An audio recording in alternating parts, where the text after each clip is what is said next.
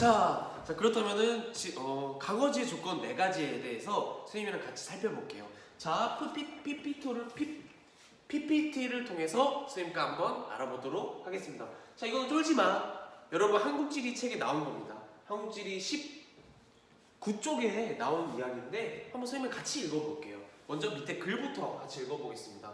네, 택리지의 복거 종론에는 사람이 살만한 땅인 과거지를 지리, 생리, 인심, 산수의 4가지 요소로 설명하였다. 지리가 좋은 것은 지리가 좋은 것은 풍수지리 사상의 명당에 해당하는 지역이고, 배산임수 기억나지? 그 다음 생리가 좋은 곳은 비옥한 땅과 물자 교류의 편리성 등 경제적으로 유리한 특성을 갖춘 지역이다. 즉, 땅이 얼마나 비옥해서 그 농업이 잘 되고, 그리고 물자 교류의 편리성, 하천이 큰 가항하천이 흘러간다던가 큰 도로가 있다던가 교통이 편리해서 그 사고팔기가 얼마나 좋냐, 그래서 얼마나 그 상인들이 이득을 얻을 수 있냐, 그런 것들이 바로 생리입니다. 생리적 조건이에요. 그 다음에 인심이 좋은 곳은 당쟁이 없으며 이웃의 인심이 온순하고 순박한 지역이다. 즉 다시 말해서 그 지역 사람들이 얼마나 착하냐, 얼마나 인심이 좋냐, 얼마나 친절하냐. 선생님이 말레이시아 그 사람들한테 느꼈던 것처럼 그게 바로 인심입니다. 또한 산수는 산과 물이 조화를 이루며 경치가 좋아 풍류를 즐길 수 있는 지역을 말한다. 이게 바로 산수 조건이에요. 즉 이거 양반들 봐, 양반. 와, 저 절벽이 이렇고 산이 이렇고 멋있다, 하천이 쫙 흐르고 막 부채 펴면서 그런 느낌, 알겠지? 얼마나 자연이 멋있냐, 그게 바로 산수입니다. 산수. 그래서 이중화는 이 부분에서 우리나라의 주요 산계와 수계 등을 기술하였고, 산 어떻게 이어져 있는지, 수계 어떻게 물이 이어져 있는지, 그런 거를 같이 이렇게 서술한 겁니다. 그래서 그에 대한 예를 한번 보면, 이 4가지 조건에 대해서 어떻게 서술하고 있냐. 지리, 먼저 수구를 보고 그 물의 입구를 보고 하천의 입구를 보고 들의 형세를 본다. 산의 모양을 보고 흙의 빛깔을. 이게 무엇이냐? 배산임수. 산은 북쪽에 있고 하천은 그 밑에 남쪽에 흐르고 있고, 이런 것들을 본다는 겁니다. 그 다음 생리, 땅이 기름진 것이 제일이고 배와 술에 사랑과 물자가 모여들어서 있는 것과 없는 것을 서로 바꿀 수 있는 곳이 그 다음이다. 얼마나 그 농사가 잘 되고 그 상업이 잘 되고 그런 것들을 말하는 겁니다. 인심, 옳은 풍성을 가리지 아니하며 자신에게만 해로울 뿐만 아니라 자손들도 반드시 나쁜 물이 들어서 그르치게 될 근심이 있다.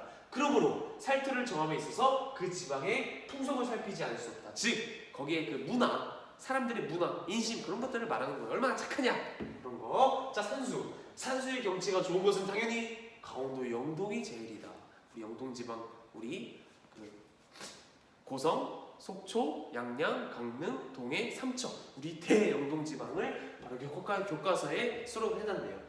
고성 3일포는 맑고도 묘한 중에 화려하면서도 그윽하고 조용하면서 명랑하다. 좋습니다. 이게 산수, 그 자연의 형세가 좋은 거, 멋진 거, 그러니까 멋있다, 그렇게 생각하면은 다 산수예요. 알겠습니까? 이렇게 4가지 조건을 충족한다. 과거지입니다. 네, 그렇게 나오네요. 목로, 3인 총론, 8도 총론, 복거 총론, 총론. 총론은 그냥 이런 것들을 다 모아놓고 그냥 의견을 제시하는 거예요. 별로 그렇게 중요하지 않습니다.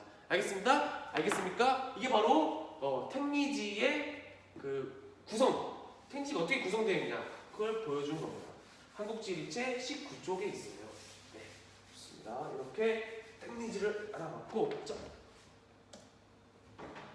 다음은 이것도 역시 한국지리 교과서에 나온 그 신증 동국여지성당과 이중원의 택리지 그 내용, 그 서술 방식을 비교해 놓은 거예요.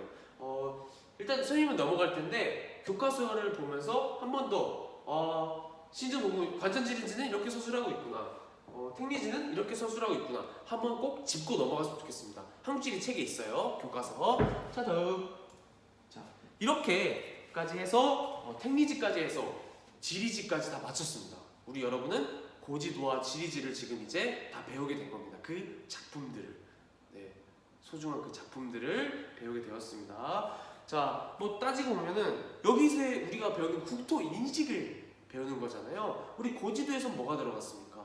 호니강리 역대국도 지도에서는 중국을 꼭 지도의 중심을 두고 그 중국을 크게 그리거나, 즉 중국 중심의 세계관, 그 중화사상을 볼 수가 있었겠죠. 그 사람들의 그런 국토 인식, 그리고 또 우리나라의 주체적인 인식을 볼 수 있었겠죠. 우리나라가 세계 지도에서 굉장히 크게 그려졌잖아요. 그래서 우리나라를 이렇게 주체적으로 생각하는 그런 주체 인식, 그런 국토 인식도 볼 수 있었고, 천화도에서는 역시 중국을 중심으로 두어서 중화사상을 볼 수가 있었고, 그리고 천원지방의 사상, 땅은 네모나고 하늘은 동그랗다, 그런 천원지방 사상의 그런 세계관도 볼 수 있었고, 그리고 도교적 세계관도 볼 수 있었죠. 삼수국, 머리가 세 개다.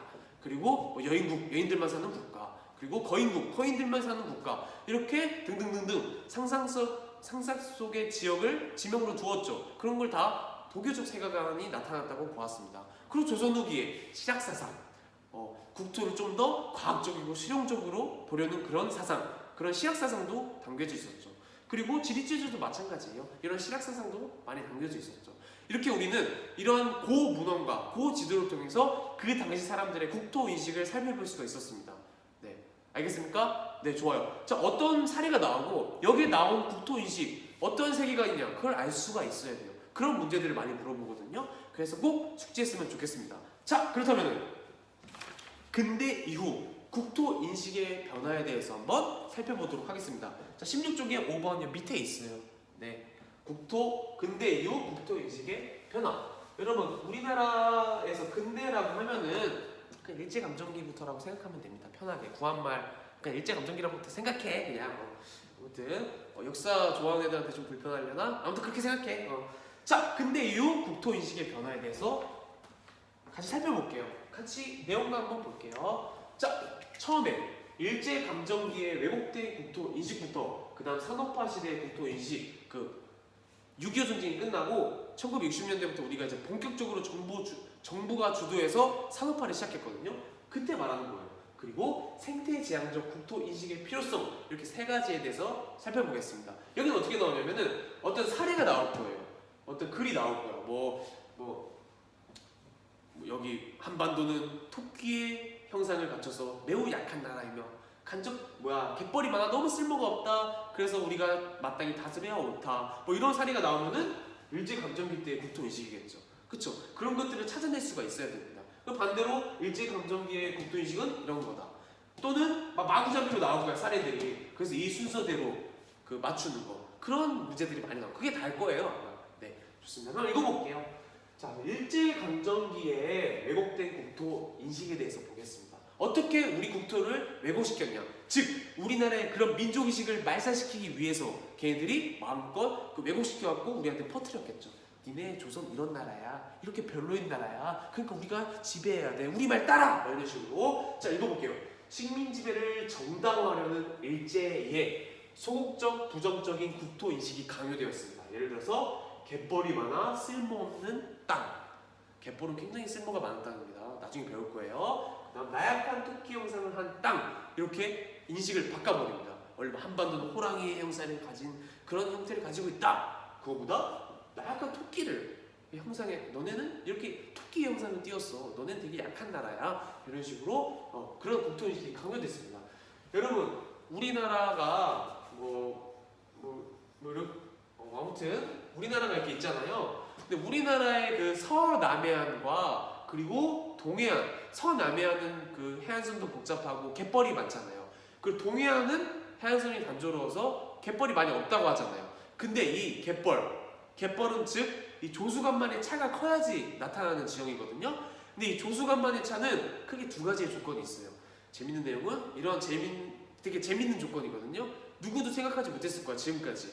그에 대해서는 나중에 해안지형 배울 때 알려주도록 하겠습니다. 자, 그래서 우리는 갯벌이 많아 쓸모없는 땅, 나약한 토끼 형상을 한 땅, 이렇게 얘기했고, 그리고 산업화 시대 1960년대 이후, 자, 1960년대 경제개발이 본격화된 이후 경제적인 관점에서 국토를 바라보았습니다. 경제적인 관점, 즉 국토를 어떻게 효율적으로 활용해서 우리가 쓰여서 우리가 어떻게 돈을 벌까, 그것만 생각했다고, 우리나라 발전을 위해서.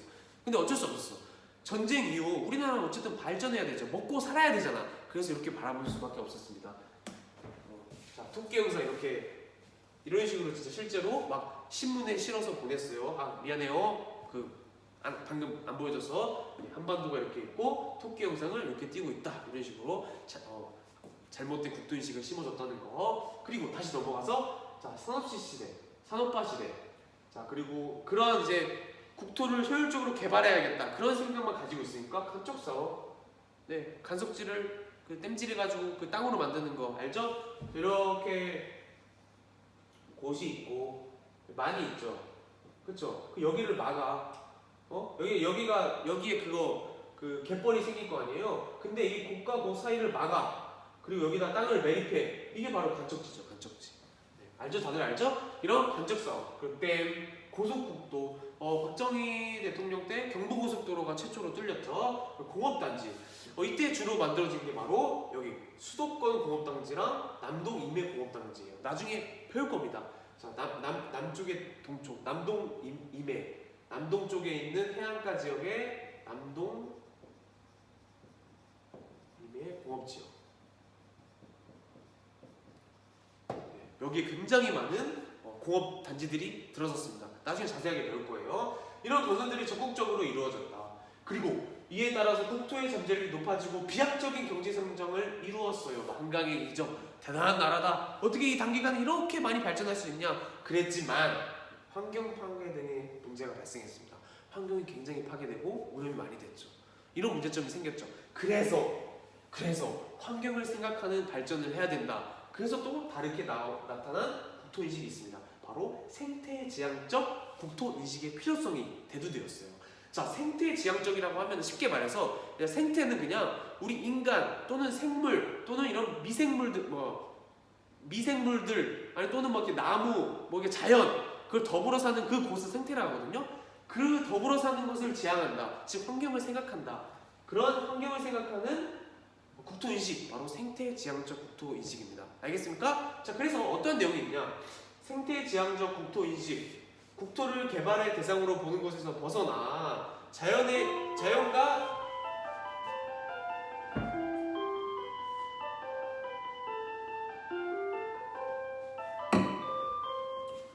개발의 대상으로만 보는 것에서 벗어나는 거예요. 그래서 자연과 인간의 조화를 추구하는 국토인식, 이게 바로 생태지향적 국토인식입니다. 자, 왜 그러냐? 자, 우리 산업화 시대의 국토인식인 성장 위주의 국토 개발에 따른 부작용이 발생했죠. 환경오염. 그래서 지속 가능한 발전의 필요성이 대두되었기 때문입니다. 여러분, 그 16쪽에 위에 보면은 위에 그 각주에 보면은 지속 가능한 발전이 있죠. 미래 세대가 필요로 하는 미래 세대가 필요로 하는 여건을 훼손하지 않는 수준에서 현 세대의 욕구를 충족시키는 발전을 의미합니다. 즉 자원도 남기자. 우리 후손 세대가 쓸 수 있도록 환경도 보존하면서 개발하자. 그 환경을 지금 다 파괴해버리면 우리 후손은 어떻게 사니? 이런 식으로 그 미래 세대를 생각하면서 하는 발전, 그게 바로 지속 가능한 발전입니다. 그래서 이 지속 가능한 발전의 필요성이 대두되었고, 이에 따른 영향으로 생태공원 및 생태하천 조성, 생태하천이라면 새로 다시 하천을 복원하는 거예요. 예를 들어서 우리 동해 복개천 있죠? 저기 신전떡볶이랑 무슨 샤브 칼국수 아무튼 뭐 신전떡볶이 있는 그 라인 있죠? 그 주차장 꽉 있고 거기 밑에 복개천 흐르잖아. 그리고 한섬 해수욕장으로 빠져나가고. 근데 그걸 다시 복개한 거를 다 치우고 하천으로 복원할 수가 있겠죠. 자연을 위해서. 그게 바로 생태하천 조성이에요. 생태공원은 녹지 만드는 거, 공원 만드는 거. 국립공원 및 습지보호지역 지정. 자, 국립공원과 습지보호지역을 만들어서 여긴 개발하지 말자 이렇게 지정하는 겁니다. 그래서 이런 것들을 통해서 국토의 생태적 가치를 보존하려는 노력이 등장했습니다. 지금 실제로도 환경을 위해서 많은 그런 시도를 하고 있어요. 네, 그래서 이렇게 세 개 근대 이후의 국토인식 크게 세 가지를 지금 알아보았습니다. 잘 알아두셔야 돼요. 막 순서가 바뀌어도 이건 여기에 대한 내용이다. 잘 아셔야 됩니다. 자,